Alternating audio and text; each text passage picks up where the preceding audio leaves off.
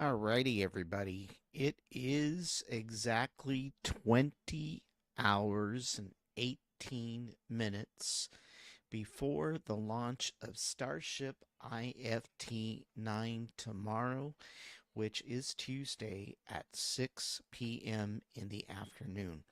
It's actually going to be a first time that the Starship is launched in the evening. It really is not going to be evening per se because it's still going to be daylight tomorrow. So it may be actually delayed a little longer than 6 p.m. I think they want to have a nighttime launch.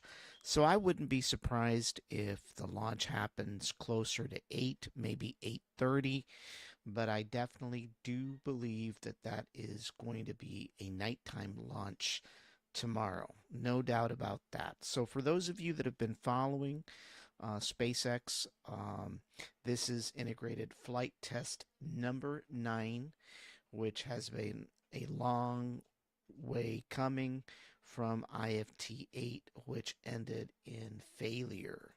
So basically, once again, it is Starship integrated flight test number 9. It's scheduled for tomorrow at 6 p.m. Starting 6 p.m., we will cover it live from Starbase for those of you that are interested. So it's tomorrow at 6 p.m. Central Time. And for those of you that want to know where to watch it, you can watch it on our mobile app at brownsvilletechlive.com right over your phone. You don't have to search for it. Just go to brownsvilletechlive.com or 956live.com and you'll be able to catch the launch directly. It'll avoid having to go into any of those bad sites that want to charge you money or they want you to buy cryptocurrency. Just go to brownsvilletechlive.com and you'll be able to catch the launch live on uh, on your mobile app.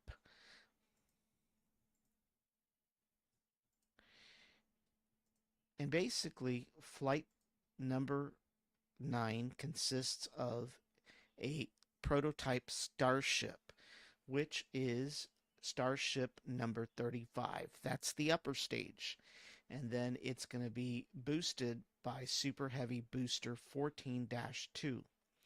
It will be the third Block 2 ship used, but Booster 14 2 has previously flown before in IFT 7. So it's going to be the first time that Starship uses an integrated, a previously flown booster, which is Booster 14 2. And basically, the milestones for tomorrow's launch is obviously to be able to launch Starship successfully, just like they have in the past, but also to be able to land it. And this time it's going to be a water landing. It's not going to be a landing on the launch pad for anybody that is thinking that you're going to catch the landing on the launch pad. It's not going to be on the launch pad, it's going to be in the water.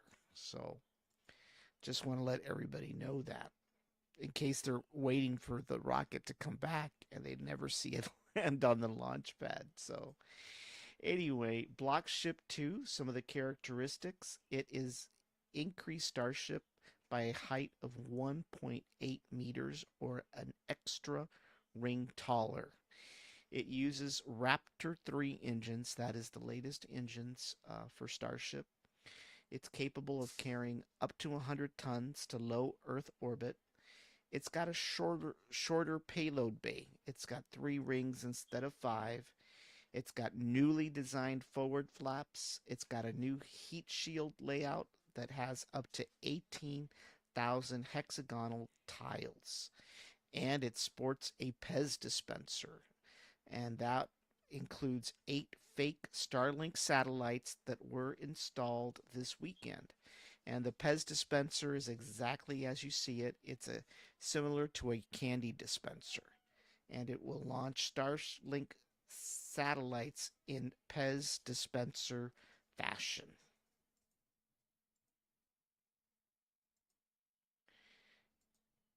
And basically, what is the mission for tomorrow? Well, obviously, as most of you know, It's going to consist of Super Heavy Booster 14-2. It is the first time that a Super Heavy booster will be reused. It had previously flown in IFT-7. It will conduct flight experiments during ascent and descent, and it will execute a controlled splashdown as well. The upper stage, which is Starship Ship 35, it will deploy 8 Starlink V2 expendable simulators using the PEZ dispenser. It will test enhanced heat shield designs, including the active coated metallic tiles and and additive materials. It'll perform re-entry experiments to assess structural integrity and thermal protection.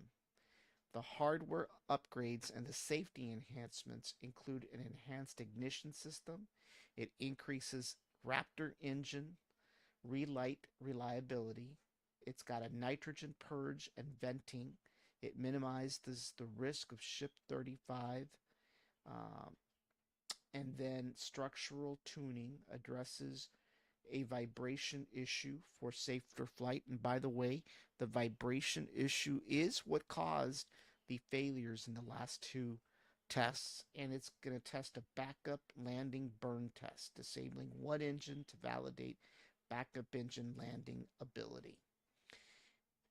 It's going to launch from Launch Pad A right here in Starbase, Texas, and its destination is suborbital, reaching orbital velocity and reentry for approximately 45 minutes. The launch window, as basically we've stated, is 23:30 uh, tomorrow or 18:30 Central uh, Daylight Time.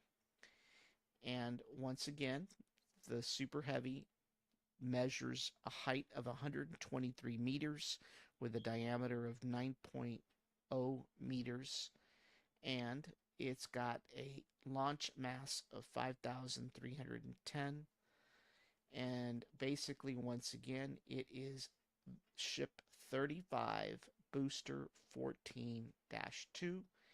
It's going to be it'll consist of 3 Raptor 2 engines, and basically the propellants are LOX and methane as well. Stage 1, once again, will be recover. There'll be a stage 1 attempt to land and to splash down in the Gulf of Mexico, and Starship reentry will occur in the Indian Ocean at those coordinates. And this is just a simulation, folks, of the actual PEZ dispenser when it launches the Starlink satellites.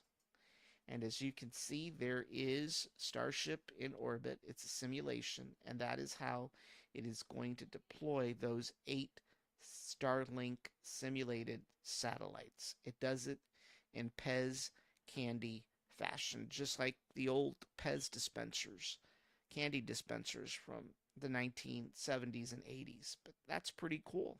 If you take a look at how it's done, that is really, really cool as to how it's planning to do that. And that is going to be one of the primary tests tomorrow.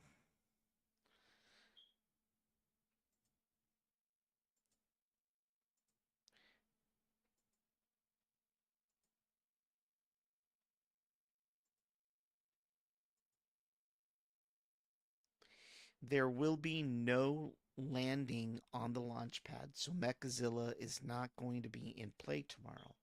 There's going to be very minimal sonic booms upon heavy, super heavy booster coming back down. If it was on the launch pad, you would feel the sonic booms, but because it is a water landing, there will be very minimal to no sonic booms. That is good news for anybody that is actually down at the island tomorrow. So you're not going to experience, or you shouldn't experience, that many sonic booms.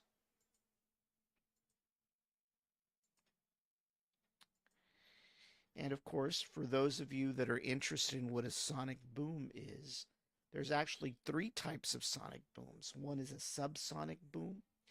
The subsonic speed range to that uh, of of an object, which will allow the airflow shear of an aircraft.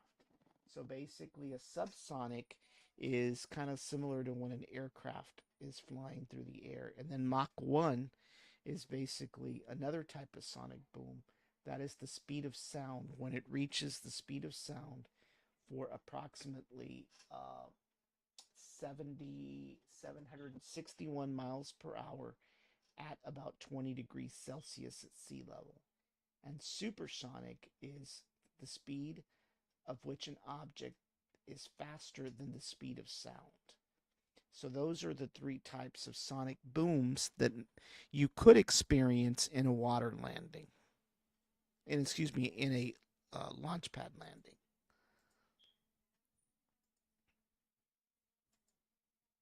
For those of you wondering where Starship is actually manufactured, well, it's manufactured right here at Starbase. It's near Boca Chica Beach, east of Brownsville.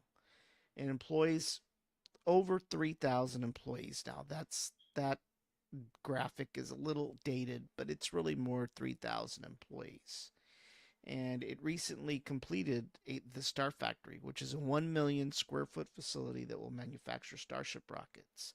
It's been labeled the factory of the future. They did complete a 5-story parking garage that will accompany Star Factory to provide additional employee parking. And they've already started and almost completed the construction of the secondary launch tower. And then SpaceX continues to make investments in housing, educational, retail, and restaurants and or near Starbase. So for those of you wondering where this is manufactured, it's manufactured right here in South Texas, right here at Starbase, right here at Boca Chica Beach, right next to Brownsville. And for the updates on the Starship expansion, as most of you know, Starbase is now an incorporated city. They voted that this spring in an election, and now Starbase is officially a city. And along with that, there's plans to construct additional launch pad towers, and there is talk about building additional gigabays and terabays as well to support rocket manufacturing. And of course, there is that Rio West development that's ongoing, which will be a commercial retail section for Starbase, as you can see on the lower right hand corner. So there's a lot of commercial development that's going to be planned for Starbase to support, you know, the manufacturing operations down there. But that looks pretty cool from what for the graphic shows.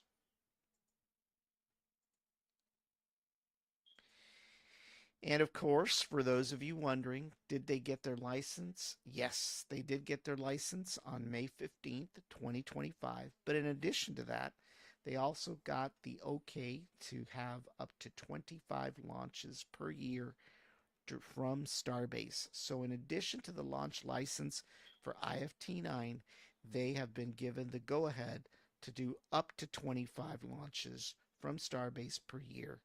And that means that we probably are going to see maybe 2 to 3 launches per month to keep up with that schedule. So it's going to be pretty interesting to see what happens over the next couple of months as SpaceX starts ramping up production and test launches in the next few months. So,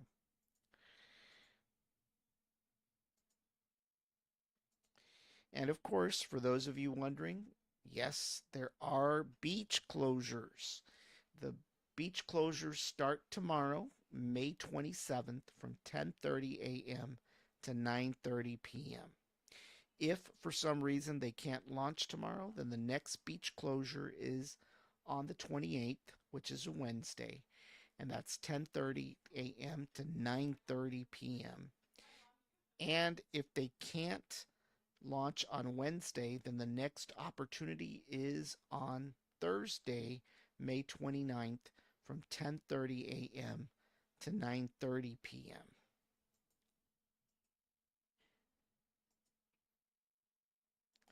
And of course, for you boaters out there, there is a Coast Guard advisory. So for those of you wanting to be out on a boat, the green area, which is Zone A, is forbidden, as well as Zone B. So if you guys are planning to be out there in the Gulf side in Zone A, or if you think of going into South Bay in Zone B, you are going to be kicked out, arrested, or detained. So stay away from Zone A and Zone B tomorrow. You don't want to get in trouble.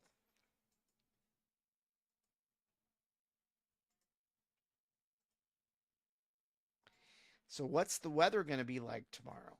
Well, believe it or not, it's going to be 82 degrees, but it's going to feel like 89 degrees. The winds are going to be blowing southeast at 9 miles per hour. The gusts are going to be 22 miles per hour. Humidity is going to be 82%.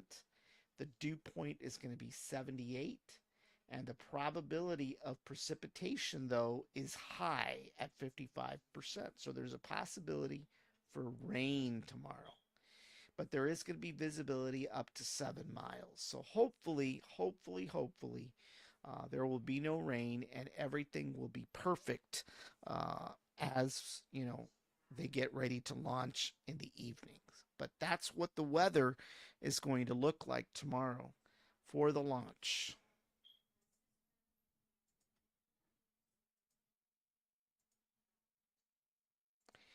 And of course, what is the flight plan? Well, there's going to be a liftoff at about 2 seconds after T minus zero. And then about a minute and 2 seconds, the rocket is going to reach max Q. And then at about 2 minutes and 35 seconds, Super Heavy will conduct a main engine cutoff. That means that the main engines will cut off. And then at about 2 minutes and 37 seconds into flight, the hot staging Starship Raptor ignition occurs and stage separation occurs. The booster separates from ship 35. And then at about 2 minutes and 47 seconds into flight, Super Heavy conducts a boost back burn to actually land that booster back in the ocean. And then at about 3 minutes and 27 seconds, Super Heavy boost back burn shuts down. And then at 3 minutes and 29 seconds, there's a hot stage jettison that occurs. And then Super Heavy at about 4 minutes and 19 seconds starts a landing burn. And then at about 4 minutes and 40 seconds, Super Heavy uh, Super Heavy's landing burn shuts down. And then at about 6 minutes and 56 seconds into flight, Starship's, so that's Ship 35's engines shut off. And then at about 18 minutes and 26 seconds into flight in suborbit, Starship starts its payload deployment demo. That is the launching of the Starlink satellites via the PEZ dispenser method. And then 37 minutes and 49 seconds into flight, the Raptor to space relight demo occurs. And then at 47 minutes and 50 seconds, Starship begins a re-entry.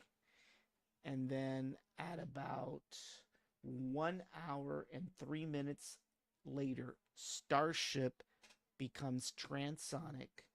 And then at about an hour and 4 minutes later, Starship ends up in subsonic speed, and then it conducts a landing flip about a minute, about an hour and 6 minutes later, and then it starts its landing burn shortly thereafter, and then it lands in the Indian Ocean.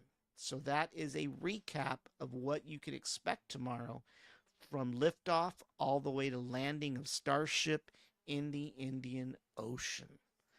And for those wondering what that looks like in graphic form, we do have a infographic from IFT-5. The actual artist has not made a new one, but it's pretty much the same thing. It actually shows you how Starship lifts off from the launch pad, and it goes through all the phases until it lands uh, in the ocean about an hour later. So that pretty much is what IFT-9 is going to be. As previously mentioned, the hope is that it is successful. As most of you know, IFT number 8 and IFT number 7 uh, resulted in rapid destruction of the Starship because it went out of control.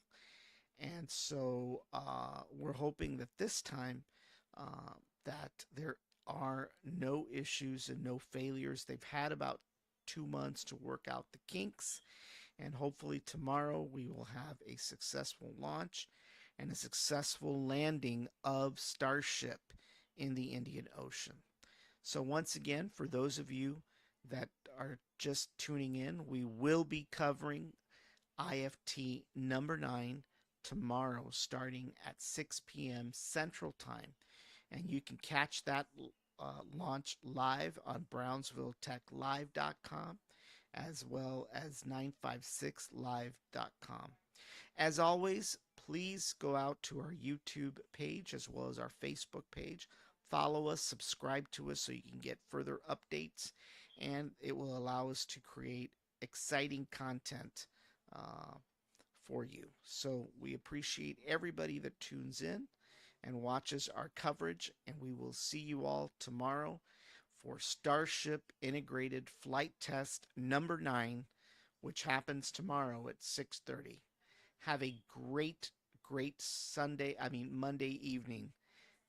We will see you tomorrow.